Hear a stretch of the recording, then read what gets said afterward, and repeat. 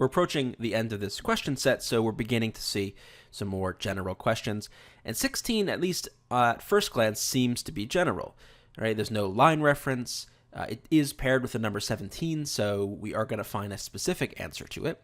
But there's no clear line reference, and maybe we could say there's a keyword, maybe counter arguments, but even that, I doubt the author is necessarily going to use the word counter arguments. So at first glance, this seems general, in addition to the fact that it says the phrase in the passage. And whenever the question mentions the passage, typically that means it's going to be a more general question. But in this case, it's actually pretty specific. Not only because we see there's a line reference that we eventually have to find, so we're going to find, as always, a specific portion of text to support the answer, but the author doesn't really talk about counter arguments throughout the entire essay. The author talks, or at least in some sense references, the counter arguments in a specific portion of the text. So while it may appear general, it actually ends up being kind of specific. But here's the thing, you would never really know that it's actually going to be specific until you actually do the question. So if the question appears at all general, remember, skip it, come back to it later. It just so happens that this is towards the end anyway, so you might as well do it now. But if this were, let's say, number 1, right, the first question of the passage, I would skip this. I don't want to get involved in a question that could be general if I don't have to. I want to do the questions that have very specific line references, very specific keywords. They're much easier to do at first. But let's tackle this one now. We know, as you know, that we're going to be finding the answer between 35 to 87, and we want to find where the author might talk about the counterarguments to her position. And we see this towards the end of the passage. So let's go down here, the last paragraph, and we see the following. Much has been written about how technology distances us from the benefits of face-to-face communication and quality social time. I think those are important concerns. So here we go. Here the author is saying, well, some people have said that technology might have these negative outcomes, and the author says, I think those are important concerns. But, right, so here is where the author responds to the counter-arguments. But while the quality of our face-to-face interactions is changing, the countervailing force of social structuring is connecting us at levels never seen before, opening up new opportunities to create, learn, and share. So there is the section of text that looks pretty relevant. Nothing else in this portion of the passage says anything about any kind of counter-arguments.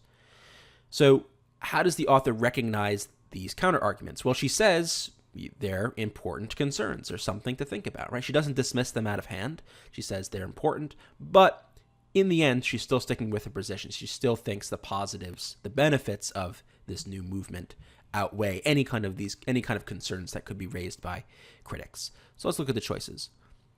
Does she acknowledge the risks and drawbacks associated with new technologies and social networks?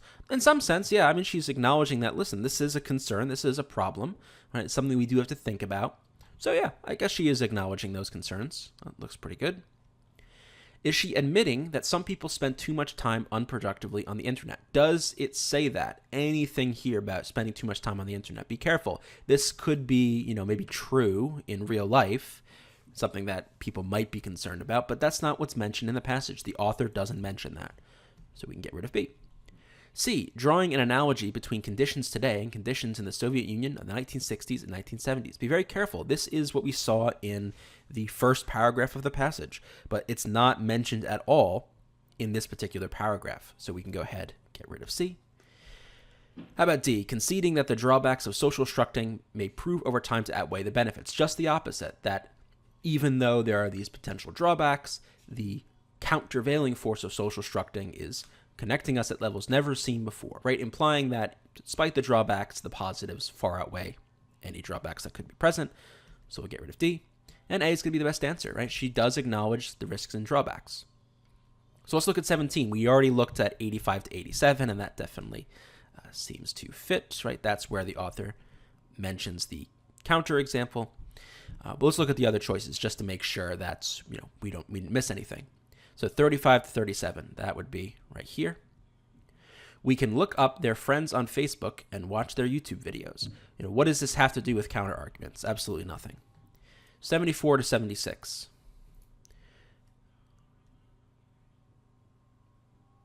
a world in which a large software firm can be displaced by weekend software hackers. Okay, I mean, what does this have to do with counter arguments? I mean, all it's saying is, in this particular part of the passage, that this new technology, as they say, describes the world of impossible futures. All these crazy things that can happen over a short period of time. This is really a counter argument to her position, to the position that social networking opens up new changes and opens up new possibilities. No, it's an example of it, right? So not a counter argument. 79 to 84.